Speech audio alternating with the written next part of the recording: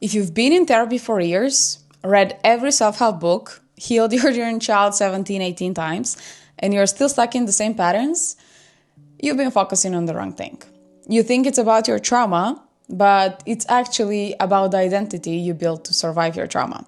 And until you see this difference, you'll stay trapped in victim mode dressed up as growth. Let me start with something most people don't want to hear. Some of you aren't healing anymore. You're hiding. You've learned how to speak your trauma fluently, but you still haven't learned how to live beyond it. You're using psychological vocabulary to justify why you're stuck instead of taking responsibility for who you're choosing to become. Adler's psychology states that we are not determined by our experiences, but by the meaning we give them. In other words, the story we build around them. Most people think they are stuck because of what happened to them, but that's not true. You are stuck because you are attached or you're in love with the identity that you've built to survive with what happened. And you're unaware of it. We're actually reading about this right now in my book club. We're going through The Courage to be Disliked, which dives deep into Adler's work. If you want to join us in questioning everything you thought was true about yourself and have real conversation about this, check the link in the description below. But let me show you what I mean by identity attachment and how it keeps you trapped. Let me explain what I mean by showing you the difference between healing and identity attachment. Here are some signs that you are stuck in healing loops. You talk about your trauma more than about your future. You're fluent in your wounds, but mute when it comes to who you are becoming. You seek understanding over action. You feel seen, validated, held, but your life looks exactly the same. You've turned coping strategies into character traits. I'm anxious. I have an avoidant attachment style. Blah, blah, blah. You wear your pain like a personality. You expect others to tolerate your behavior because of what you've been through. That's not healing. That's control through helplessness. You use therapy as a way to feel productive without actually changing anything. Insight has become your drug. Action is still your fear. But here is what actual growth looks like. You are focused on how you show up now, not what others did then. You don't need everyone to understand your pain because you are too busy transforming it. You take responsibility for how you respond, no matter what happened before. You let people give you the truth even when it stings because you're not protecting an image anymore. The difference? You're choosing your perspective instead of being chosen by it. Let me get personal for a second because I live this pattern. I built my identity around being the fixer, the protector, the one who could handle it all. I learned I was only worth something when I performed, when I helped others, when I put everyone else before me. If I said no and left people to handle their own problems, guilt would scream at me until I went back and helped again, even at the cost of my health and my well-being. I thought this was my personality until I started studying childhood trauma in depth and realized that this wasn't who I was. This was who I had to become to survive.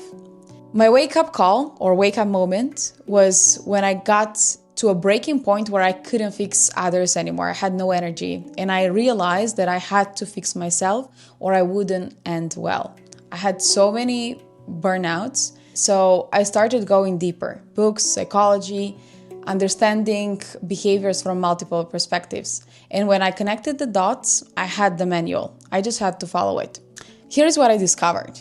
All my hardships made me who I am today. My parents did everything they thought was right with the best intentions. When you are unaware of what you're doing, how can you understand the consequences of what you're doing? You can't. But the key was that I stopped using my story as an excuse and I started using it as a fuel. And with that, it became a superpower. This is where Adler's psychology becomes crucial. He states something that most people resist to admit. We choose our lifestyle.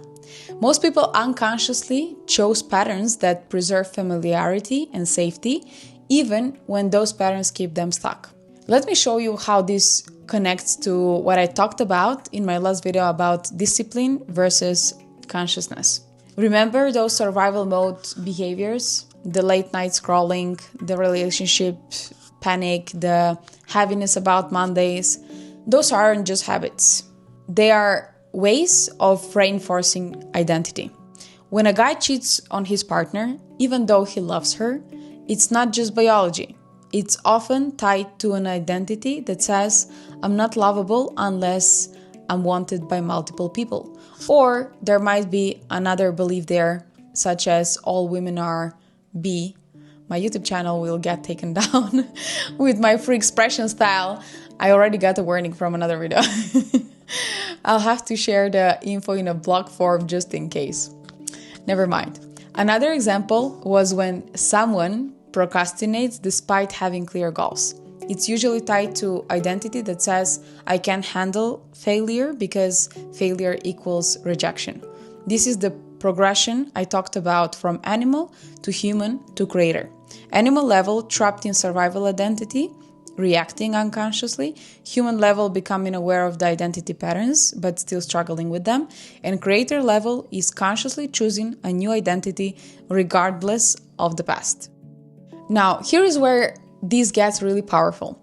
And this is something we will dive deep into during our calls in both my book club community and my private community. Your identity emits a frequency. I'm not talking woo-woo here. I'm talking biology, physics, and measurable energy. You're electrical. Your cells communicate through electrical impulses. Your heart has electromagnetic field stronger than your brain. Your emotions have vibrational outputs.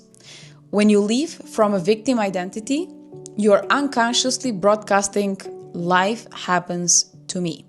I'm powerless. I expect pain. Your nervous system is on alert. Your actions are passive or reactive. And here is what happens. You ignore red flags because drama feels familiar. You reject healthy people because safety feels boring. You create problems so you can feel in control again. Your reticular activating system, that is the filter in your brain for information based on your beliefs, shows you what matches your internal beliefs and ignores the rest. If your belief is people always disappoint me, your brain will search for all patterns and notice people who will disappoint you. Your frequency becomes a feedback loop. Your story tells your nervous system what to expect. Your nervous system sends out a signal, and that signal attracts experiences that you match what you expect. Other people call it also the red car theory or something like that. But this is based on what you believe, based on what you teach your reticular activating system to notice. It's just noticing it and reconfirming it. So how do you shift this? First, catch the default story and question it. Instead of they ignored my message, they must not care about me anymore, switch it to what else could this mean? What story am I creating here? Second, reframe this discomfort without bypassing it. Instead of everything is falling apart, try thinking, I'm being stretched to expand my capacity. This isn't chaos, it's recalibration. And third, choose a meaning that empowers action. Instead of this happened to me, life is unfair, switch it to this happened for me. What is it revealing that I need to face?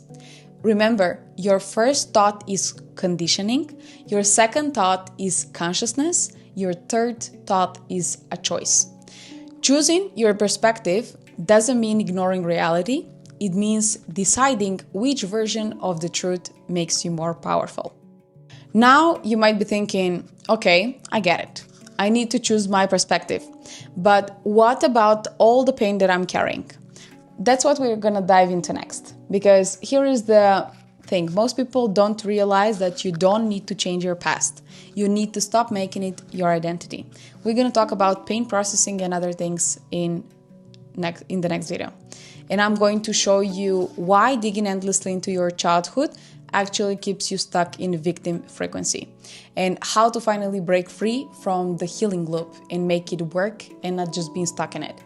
And after that, we're talking about the biggest cage of all, your need to be liked. Because even if you heal your trauma and choose your perspective, if you're living for approval, you're not free. You're just better at performing.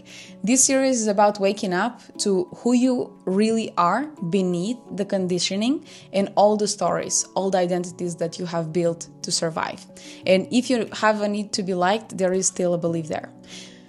Look, most people will spend their entire lives loyal to identities that were built in pain. They will understand their trauma, talk about their patterns, maybe even feel better about themselves, but they will never actually become someone new. Because understanding isn't transformation, insight isn't change, and healing without evolution, without transformation, is just sophisticated staying stuck. But if you're watching this, you're not most people. You're someone who is ready to stop being defined by what happened to you and start being defined by who you choose to become. That's the difference between surviving and creating. That's the difference between being a human and being free. If this resonates, I would love to hear which identity you're ready to let go of. Let me know in the comments down below, or at least let me know that you made it to here by dropping a fire sign. And if you're serious about this work, we're currently reading The Courage to be Disliked in our book club and having conversations that will shift how you see everything. This is part 2 of the Wake Up series. If you missed my video about why 90% of people think that they have discipline problems when they actually have consciousness problems, make sure to watch that next. I'm going to put it somewhere here on the screen, and it will connect all the dots. In our community calls, we go even deeper into this frequency work and how to practically shift from survival identity to creator identity. If you want to be part of those conversations, the link is in the description below. Next week, we're going to go deeper into why trying to heal your past actually is keeping you trapped in it, if you have a wrong mindset. Thank you for being here and for having the courage to question everything you thought was true about yourself. Take care, and I'll see you in the next video.